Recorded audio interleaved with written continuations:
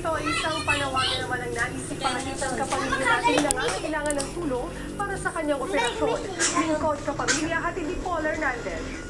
Sa unang tingin, hindi mababaka sa babaeng ito ang hirap na nararamdaman niya. Madalas na nakaupo at hirap gumalaw ang 48 anyos sa si Jocelyn Sayat ng Barangay Calugcob 1, San Juan, Batangas. Nito lang Hunyo nang ma-diagnose siyang may cancer of the ovary. Biglang-bigla po itong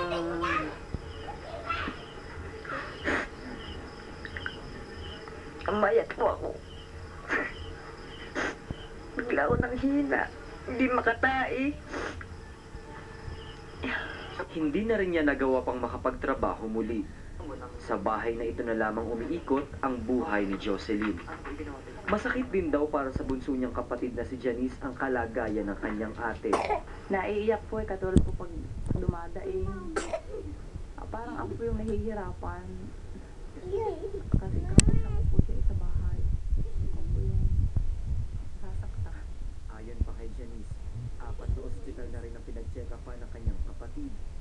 Lahat ng doktor na tumingin kay Jocelyn, sinabing kailangan siyang maoperahan sa lalong madaling panahon. Pero dahil sa kahirapan sa buhay, walang magawa ang pamilya. Sa amin po talagang nagha-house to house po kami. Para lang po pambili ng gamot niya. Yun po, humihingi po kami sa mga kamag-anak namin ng tulong.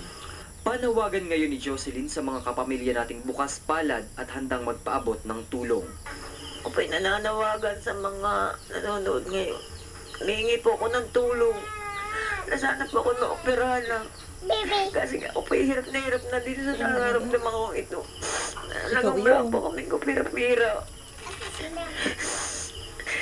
Sa mga nais magbahagi ng tulong, maaaring makipag-ugnayan sa tanggapan ng ABS-CBN Southern Tagalog. Para sa Lingkod Kapamilya, Paul Hernandez. Lingkod kapamilya at hindi